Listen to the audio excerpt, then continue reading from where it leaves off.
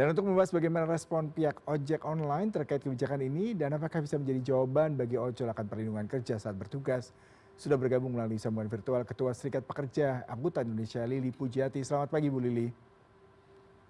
Selamat pagi, Mas. Bu Lili, kabar baik ya sepertinya buat para pekerja ojek online terkait dengan kebijakan pemerintah untuk memberikan bahkan membayar 50% lebih dari iuran BPJS. Bagaimana Anda melihat kebijakan ini, Bu? Ya, kita sih apresiasi ya, Mas, dengan kebijakan walaupun telat. Ini kita apresiasi kebijakan pemerintah yang akan memberikan subsidi untuk BPJS 50%. Namun ada beberapa hal ya, Mas, yang perlu kita kritisi juga gitu loh. Seharusnya memang pemerintah itu memastikan jaminan sosial ini untuk pekerja atau mereka yang tidak bekerja ya. Itu kan untuk bekerja secara otomatis itu akan ada perusahaan yang menanggung BPJS-nya. Kalau JHT, JKK, JKM itu secara otomatis menjadi tanggung jawab bersama. Tapi kalau pemerintah memberikan subsidi itu alangkah baik. Ya baik ya, cuman bagaimana pengawasannya itu bisa benar-benar diberikan kepada driver ojol. Nah selain itu juga kita ada beberapa hal yang memang harus kita perhatikan juga ya Mas. Dari tahun ke tahun ini kan sebenarnya BPJS ini sudah ada. Cuman bagaimana sosialisasinya itu benar-benar nyampe manfaat dan pentingnya BPJS ini untuk kawan-kawan driver ojol. Contohnya kemarin sudah ada ketika almarhum Afan ternyata dia adalah memiliki jaminan BPJS ya kecelakaan kerja sehingga dia mendapatkan hak-haknya dari BPJS. Mungkin itu ya Mas. Ya, Bu Lili kalau Anda katakan tadi satu masih perlu diperhatikan secara teknis seperti apa implementasinya, kemudian supervisinya dan juga kalau saya penasaran misalkan para pengemudi ojol ini berkenan berapa persen sih Bu dari sisa yang dibayarkan, apakah memang sudah ada angka yang dianggap tolerable dan juga bisa dibayarkan oleh para pengemudi sejauh ini Bu? Ya, kawan-kawan ini sebenarnya ke BPJS itu secara mandiri ya Mas selama ini ya. Mereka lebih ke arah BPJS untuk jaminan kecelakaan kerja dan juga jaminan kematian. Mereka membayar sebesar Rp16.800 setiap bulannya untuk dua jaminan tersebut, belum JHT ya Mas, jaminan hari tua.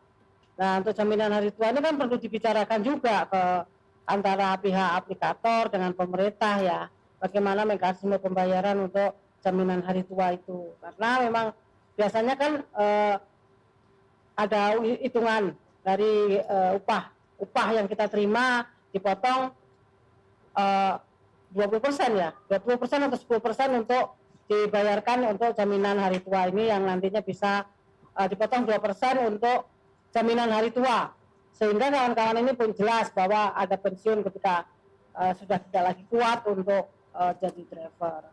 Atau sekitar ya 20.000 ya untuk kawan-kawan buruh itu biasanya untuk jaminan hari tua. Nah ini skema ini, yang skema JHT ini kalau untuk kawan-kawan driver ojol bagaimana itu perlu pemerintah membuat apa ya Mas, duduk bersama bagaimana jaminan untuk hari tua ini selain mereka yang 16.800 dibayarkan oleh pemerintah itu ataupun oleh pihak aplikator begitu.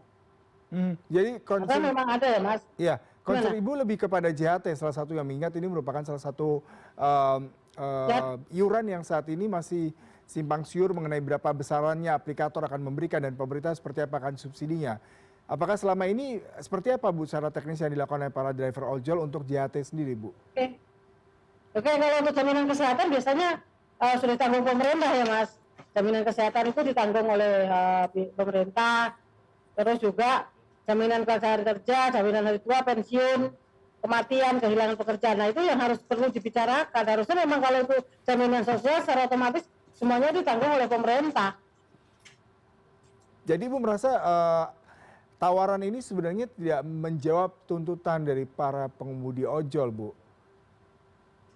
Ya belum menjawab Mas, belum menjawab ya. Memang harus duduk bersama dulu Mas.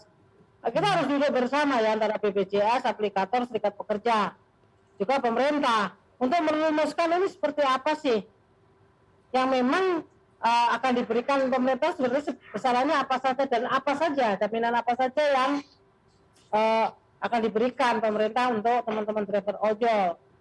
Nah, juga untuk ketika bekerja, secara otomatis ketika kita masih aktif sebagai driver, secara otomatis itu jaminan kecelakaan kerja dan jaminan kematian itu ditanggung pihak aplikator.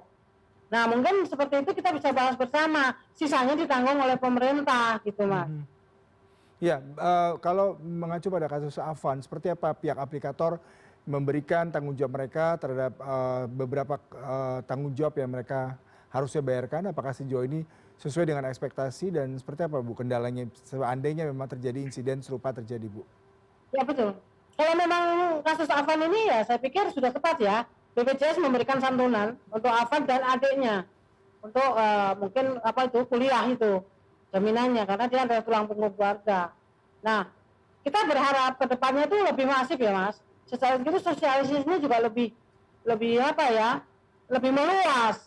Tidak hanya mereka memakai pemanah-pemanah ataupun istilah mereka yang dipakai untuk BPJS itu. Nah, bagaimana BPJS juga mendorong sosialisasi, mendorong kawan-kawan driver mempunyai kesadaran untuk mengasuransikan dirinya sendiri karena untuk kepentingan bersama. Tapi itu tadi pemerintah harus andil di dalam hal ini. Dua, juga pihak aplikator bekerja sama dengan BPJS juga apa ya proaktif gitu loh untuk jadi kita tahu kalau mereka semua terdaftar sebagai anggota BPJS, secara otomatis kita tahu berapa sih jumlah driver saat ini yang aktif kan seperti itu lah. Kan selama ini kita tidak tahu jumlah driver yang aktif itu berapa juta dan lain sebagainya. Kalau dari pihak itu juga kita ya, saat ini kan pemerintah juga belum mengakui pekerja platform ini. Contohnya ya pekerja platform ya istilah sekarang yang dipakai kan pekerja platform. Nah contohnya kayak di Malaysia. Nah Malaysia ini baru-baru ini kan mengeluarkan apa ya mas semacam undang-undang atau aturan perlindungan pekerja platform dalam bentuk undang-undang pekerja gig. Ada kontrak yang jelas, ada serikat, dilindungi atau dilindungi dari suspend, putus mitra tidak sepihak, ada jaminan sosial. Nah, mungkin itu yang kita harapkan dari pemerintah ya, mencontoh dari pihak pemerintah Malaysia. Selain itu kemarin Juni, kebetulan SPAI diundang Serikat Pekerja Unia di Swiss, Jenewa, waktu ada konferensi ILO. Nah, itu kami bertemu dengan 47 serikat pekerja dari Asia, Eropa dan juga Afrika. Nah, itu kita juga berbicara terkait perlindungan ini untuk driver online. Kami berharap ini semua negara itu yang memakai jasa driver online itu memang memberikan perlindungan kepada kawan-kawan driver lewat asuransi dan lain sebagainya. Ya, kalau dari serikat pekerja angkutan sendiri sejauh apa Bu untuk memberikan sosialisasi dan mendorong adanya kebijakan ataupun undang-undang dan peraturan yang bisa memberikan perlindungan terhadap para pekerja lepas terutama di angkutan seperti ini Bu? Ya. Kalau untuk saat ini SPAI ya Mas, kami kemarin kebetulan sudah audiensi dengan Pak Dasko dan dua wakil DPR ya, pimpinan DPR. Nah itu kami meminta saat ini sambil menunggu rencana undang-undang yang saat ini sedang di prolegnas, kami mendorong Presiden untuk mengeluarkan keputusan Presiden terkait perlindungan pekerja transportasi Indonesia untuk mengisi kekosongan ini Mas. Karena selama ini kami tidak belum mendapatkan pelindungan ya. Jadi kami mendorong Perpres untuk perlindungan pekerja transportasi Indonesia. Ibu Lili, terima kasih waktunya. Semoga semua tujuan dan niat baik dari para pekerja angkutan bisa segera terlaksana, terutama bicara mengenai peraturan untuk melindungi kondisi dan nasib para pekerja lepas di ojek online. Terima kasih untuk waktunya pada pagi hari ini. Terima kasih, Selamat siang selalu Ibu. Selamat siang.